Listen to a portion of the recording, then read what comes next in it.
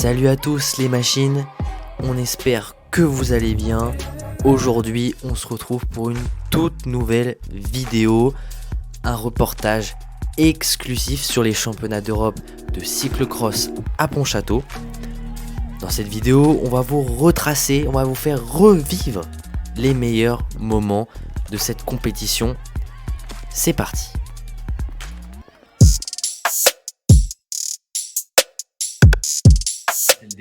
C'est le départ, la première journée. Let's go. On y va, on va aller choper le TER là. C'est parti. C'est parti, 3 2 1. Oh, ça ouvre. Oui. Comment ça? Ah là là là là, mais qu'est-ce qu'on va s'amuser aujourd'hui? Il va pleuvoir, il va faire moche. Et il y a du vent. Et il y a du vent. Il fait froid. Il fait très froid en plus. Hop, on est dans le pays de la Loire en même temps. Petite correspondance à Savenay. Là, il pleut actuellement, là, c'est horrible. Ça fait partie des aléas du quotidien. Ah là là, exactement. Bon, bah l'objectif... Les clichés de la Bretagne, hein, j'ai envie de vous dire. Ouais, bah c'est ça. Objectif, on a dit, appeler le gars de l'hôtel pour déposer nos valises, tout ça, nos affaires, pour être bien cet après-midi, pour découvrir le parcours. Pour aller chercher, ce midi les accrèdes, dès que ça ouvre. Et puis après, aller découvrir le parcours tranquillement. Et puis voilà. Alors les machines, on est maintenant à Pontchâteau. Maintenant, on va aller retrouver notre machines, hôtel. d'accord, c'était des bots, nos viewers. Mais non, mais les machines à vélo. Ah oui, ouais. Bah là, en route pour l'hôtel. Encore une bonne dizaine de minutes. Puis après, on sort. Hein. Voilà. On Direction sort en boîte. Pontchâteau ce soir. C'est nous les machines. Voilà, donc on a obtenu l'accréditation. Ça, franchement, ça fait extrêmement plaisir. C'est l'aventure qui commence, j'ai envie de dire, pour la presse. Donc on comptait vous emmener un petit peu sur le circuit, mais malheureusement il est fermé d'accès. Donc ce qu'on va faire, on va rentrer tranquillement et on va se préparer pour demain. Et puis vous livrer les meilleures analyses et commentaires possibles. Et puis après vous sortir ce magnifique reportage qui sera dantesque. On va dormir surtout. Ouais, parce que oui, on a une courte nuit, on vous a déjà expliqué. On va pas vous la refaire. Voilà. Là, on vient de tomber sur la rue Raymond Polydor. Coïncidence? Je ne crois pas.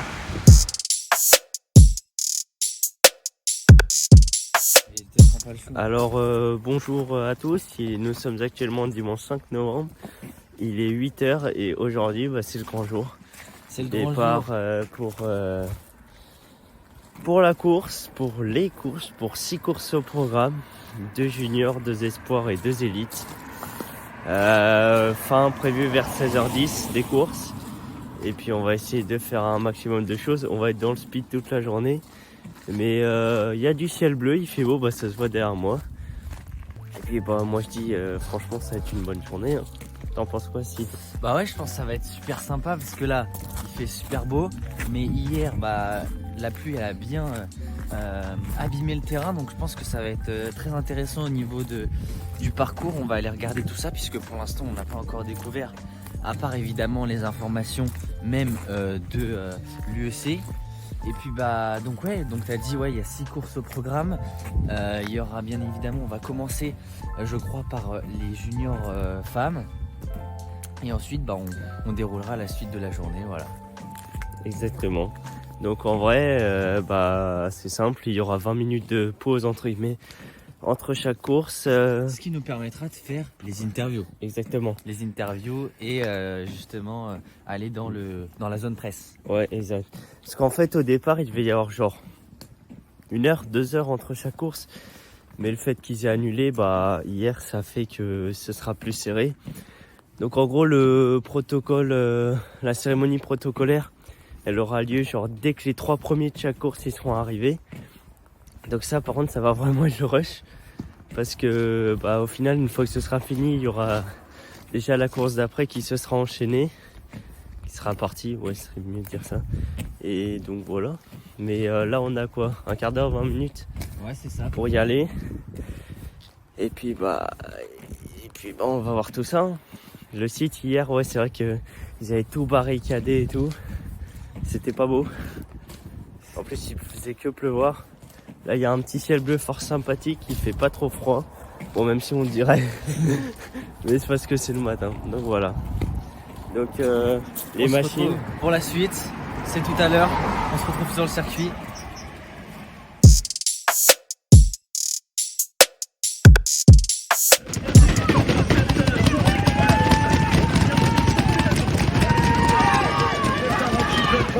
Ressemble à une arrivée, on a parlé tout à l'heure.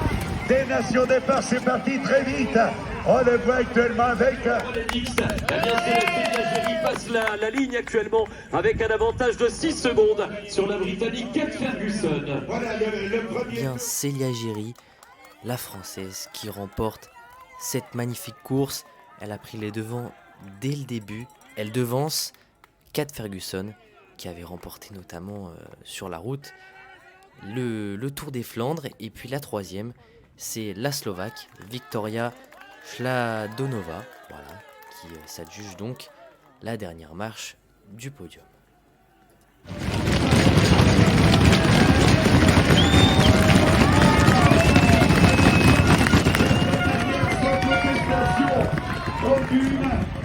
Après cette superbe course, on est allé directement en conférence de presse pour aller recueillir les premières impressions de Célia Géry, la nouvelle championne d'Europe junior.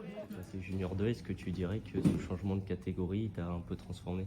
L'année passée, du coup, j'étais junior 1 et j'avais fait quand même des bonnes places sur les Coupes du Monde, Championnat du Monde, Championnat d'Europe aussi. Donc du coup, ça met un peu déjà de la confiance pour l'année d'après. Mais après, on sait que d'une année à une autre, il y a la saison route ou VTT selon les filles au milieu qui peut faire énormément progresser. Alors on ne sait pas à quoi s'attendre, quoi. Puis il y a des nouvelles juniors qui arrivent. Donc voilà, mais ça m'a fait beaucoup progresser la route. Moi cette année, j'ai pris beaucoup de puissance, donc du coup, c'est bien. Et tu as fini 4e au classement général de la Coupe du Monde l'année dernière. Cette année, quel est ton objectif? Pour la Coupe du Monde, pour les Coupes du Monde, je vais essayer de faire des bonnes places, mais c'est pas forcément l'objectif. J'ai pas forcément pour objectif d'être première du classement général parce que ça va surtout être des courses de préparation pour le championnat de France et le championnat du monde qui ont lieu en fin d'année. Donc du coup, les objectifs ne seront pas tout de suite, donc il va quand même falloir être un peu calme, quoi, et se préserver pour la suite. Et tu vas avoir des objectifs pour la route ou non, ça va être de pouvoir te renforcer toujours Je vais avoir des objectifs aussi sur la route. Ouais. Je vais faire la saison route. Je sais pas quand je vais l'arrêter, tout ça, c'est un peu trop tôt pour le dire, mais je vais le faire au maximum. Et si, je vais avoir des objectifs sur route aussi. Ok.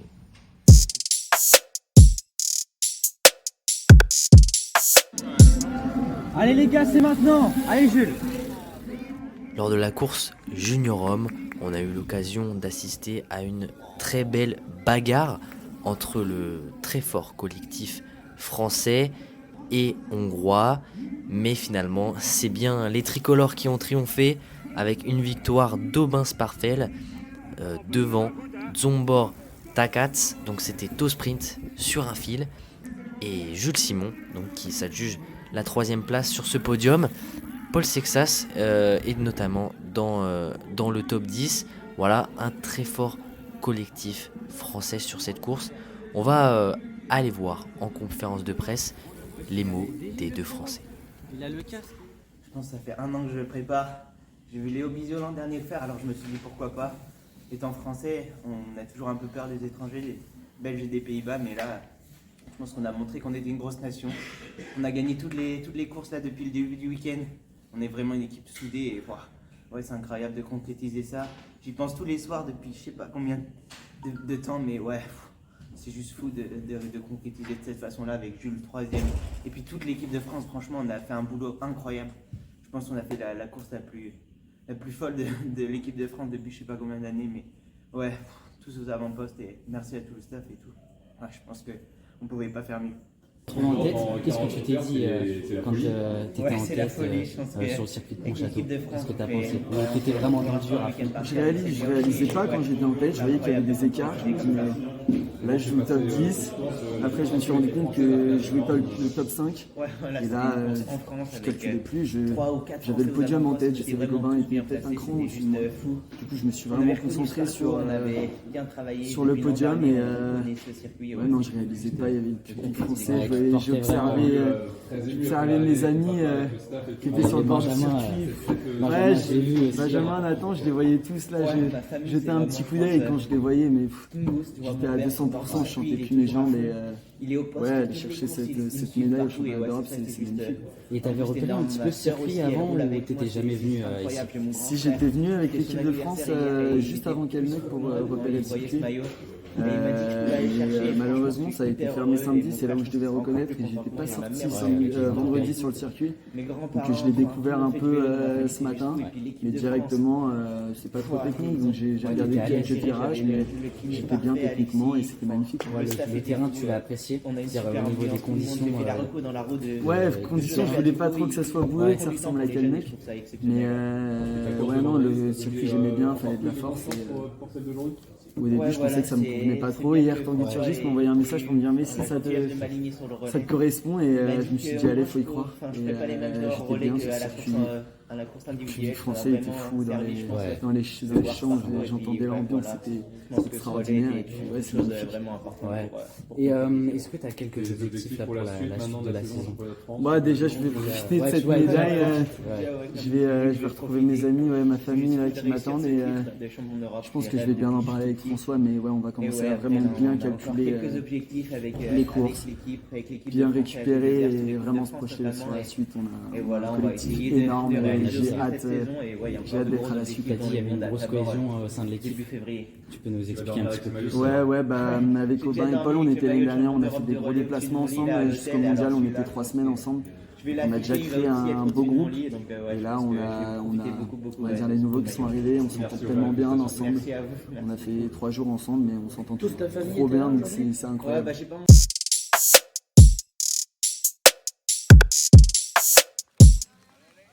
Du côté des espoirs femmes, c'était un peu différent puisqu'il y avait eu des conditions climatiques un peu difficiles avec l'apparition de la pluie à mi-course.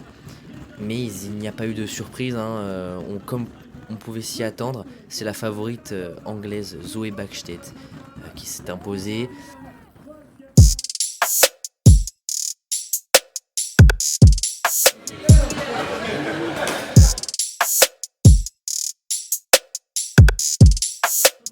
On attendait un podium belge depuis le début de la journée, ce qui n'avait pas été le cas. Un très beau succès de Jente Michels qui attendait son premier grand succès en carrière. Brimi Lelandais, il a réussi à rallier l'arrivée et finir sur ce podium. Là, on se retrouve sur la partie qui n'est pas accessible au public, seulement l'espace avec la presse, la télé, la radio, etc. Donc, on peut y accéder. Et là, on va voir tout à l'heure les femmes élites qui vont passer juste ici. On aura la chance d'avoir des images en gros plan, ça va être très sympa. Pour vous donner un petit aperçu, elles sont en train de passer là-bas, il y a tout le public. Et du coup ici, il n'y a que les chaînes de télé, tout ça, qui peuvent y avoir accès. Pareil là derrière, donc voilà.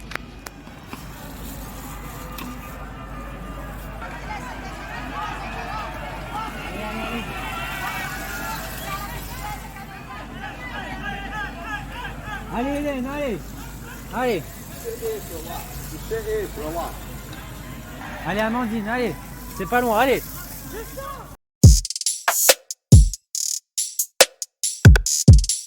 Et maintenant, place à la course reine de cette compétition, de ce championnat d'Europe de cyclocross à Pontchâteau. Évidemment, la course élite. Voilà, il y avait plusieurs attentes au niveau des Belges, des Néerlandais. Et là, on a assisté à une course très bien ficelée de la part de nos amis belges, avec notamment Iserbyt, qui a fait le travail pour son coéquipier, Michael Vanterenhout, qui a pris 2-3 longueurs. Au final, le peloton s'est plus ou moins regardé, et puis on l'a jamais revu. Vanterenhout Encore une fois champion d'Europe, il était tenant du titre. Il a réalisé une superbe course alors que son début de saison avait été en dents de scie. C'était des conditions parfaites pour lui. Vraiment, le circuit était très boueux, il a plu énormément. Voilà, toutes les conditions étaient réunies pour qu'il soit de nouveau champion d'Europe. C'est totalement mérité. Puis à la médaille d'argent, on retrouve Cameron Mason. C'est l'étoile montante du cyclisme britannique du côté du cyclocross et du VTT. On l'a observé aussi en début de saison. Il commençait à faire de très beaux résultats et se rapprocher progressivement du podium. Il a aussi changé d'équipe cette saison, peut-être dans l'optique justement de performer. Et il a été très bon techniquement, physiquement sur ce circuit de Pontchâteau. Et à la 3e place, c'est l'infatigable Lars van der Haar, coureur de la Baloise Trek Lions et qui courait sous le maillot néerlandais. Aujourd'hui, il a déjà remporté ce championnat d'Europe, mais il y avait plus fort que lui aujourd'hui. Il bat sur un fil son coéquipier Pim Ronhaar pour donc récupérer cette 3e place. C'était pas gagné, mais voilà. On a eu l'occasion aussi d'aller en conférence de presse comme d'habitude, et j'ai envie de dire, on peut apercevoir à l'image le jeune belge Thibaut Nice qui était favori de l'épreuve. Malheureusement, il semblait diminuer et il n'a pas terminé cette course.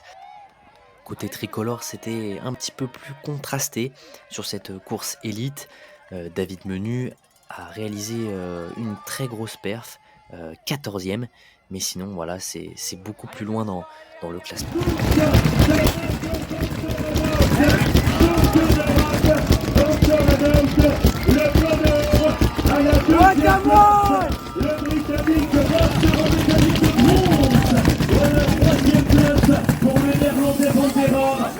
Voilà, ce reportage est terminé. J'espère que la vidéo vous aura plu. En tout cas, nous, on a passé un moment exceptionnel. C'était vraiment incroyable. J'espère qu'on pourra vous faire revivre de telles émotions. Il y a énormément de contenu qui devrait arriver incessamment sous peu. Et on ira évidemment sur d'autres événements. Voilà. Ciao. C'était les produits.